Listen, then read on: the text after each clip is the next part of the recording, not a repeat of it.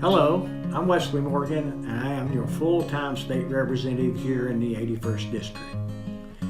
Before being nominated as the Republican candidate in 2016, and before having the honor of being elected as your state representative, I assured voters I will not be beholden to anyone, including my own party, and I have not been. I have been a thorn in the side of my own party long before asking for your vote. I have always called out those who betray the values we hold so dear. I will continue to do that. Because of my loyalty to my principles rather than my party, I have been a victim of character assassination from members of my own caucus. It is common knowledge among the legislators that Republican leadership was responsible for the negative stories portrayed in the media about me. Stories were fed to the various outlets from individuals who were supposed to be allies for conservative values.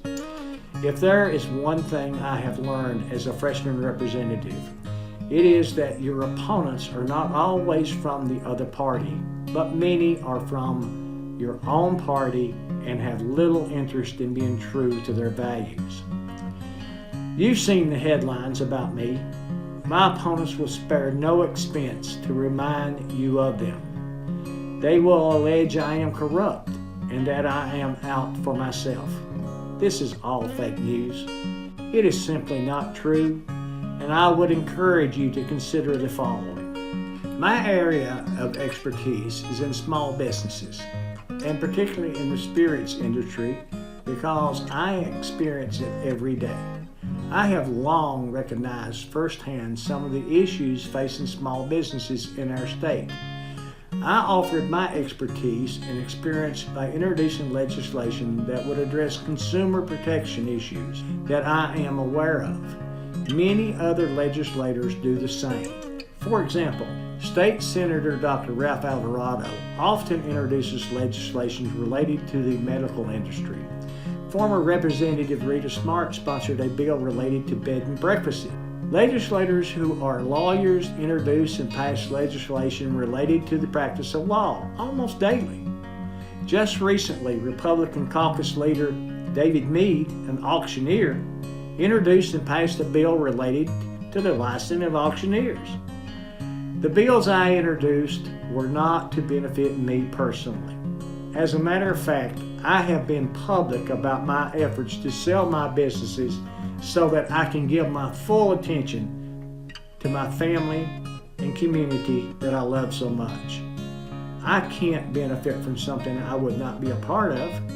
Despite these facts, members of my own leadership saw an opportunity to try to take me out because I refused to be a puppet on their strings. There are a lot of puppets in Frankfort, my friends. I am not one of them. My challenger was recruited directly by Jeff Hoover's wife, Karen, as punishment for me calling him out about his improprieties and alleged sexual harassment. They want a puppet who will do as they say, and that isn't me. In closing, I want to pose these thoughts to you. If the stories were true that I am only in this for myself, would it not be more self-serving for me to cozy up to the party leadership and the likes of Jeff Hoover? Would being one of their puppets make it more likely my bills move to committee? Sure. Instead, I have led the charge against those in my own party who have truly abused their power. I was the first to call for Jeff Hoover's resignation. I was not afraid to be vocal about my opposition to the governor's pension proposal and my support for Madison County teachers. I continually break ranks with my party when they choose to portray the promises to their voters.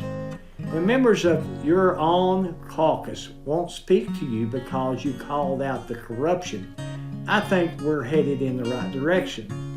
As your representative, I will continue to stay true to my values and will always put your interests above the interest of the political class.